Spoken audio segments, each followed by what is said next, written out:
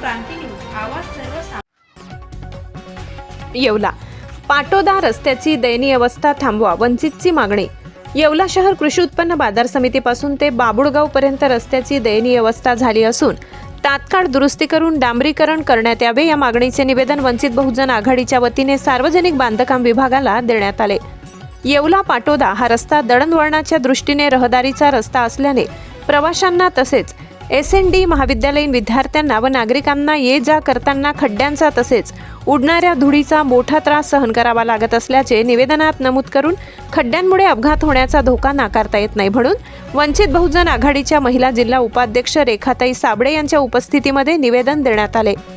येवला ते कलंत्री लॉन्स अनेक वेळा रस्त्याची मलमपट्टी तसेच डागडुजी करत रस्त्याची चाळण भरत शासकीय निधी बोगस खर्च केल्याचे दिसून येत असल्याने प्रवाशांची तसेच शहराकडे ग्रामीण रुग्णालयात येणाऱ्या गरोदर महिलांनाही प्रसूतीच्या काळात खड्ड्यांमुळे मोठा त्रास सहन करावा लागतो।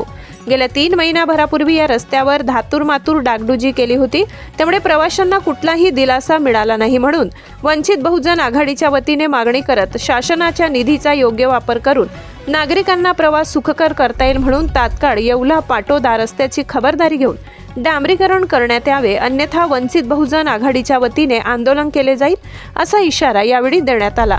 यावेळी सार्वजनिक बांधकाम विभागाचे अभियंता गायकवाड साहेब यांनी निवेदन स्वीकारत तात्काळ रस्त्याचे काम सुरू करून चांगल्या प्रतीचे काम केले जाईल असे आश्वासन यावेळी देण्यात आले। यावेळी वंचित बहुजन आघाडीच्या महिला जिल्हा उपाध्यक्ष सौ रेखाताई साबळे, चंद्रशेखर गायकवाड, अतुल घोडेराव, गणेश अहिरे, मुक्तार तांबोडी, सुनील सोनावणे, अरुण घोडेराव, जयप्रकाश वाघ, बाळू कसबे, साहेबराव भालेराव यांच्यासह कार्यकर्ते उपस्थित होते। महाराष्ट्र क्रांती न्यूजसाठी प्रतिनिधी शशिकांत जगताप, येवला। मी वंचित बहुजन उपजिल्हा अध्यक्ष आहे। माझं नाव रेखा माधव साबळे। आम्ही इथे PW खात्यामध्ये निवेदन देण्यासाठी आलेलो आहे, कारण की येवला ते बाबुळगाव हा रस्ता म्हणजे खूप खराब झालेला आहे। कुठे कुठे खड्डे पडलेले आहेत, जाणाऱ्या येणाऱ्यांना खूप त्रास होतो, शाळेतील मुलांना त्रास होतो आणि म्हणजे अपघात पण खूप होत आहे। त्यामुळे लवकरात लवकर ते डांबरीकरण करून त्या रस्त्याचा चांगलं काम करावं एवढीच आमची इच्छा आहे।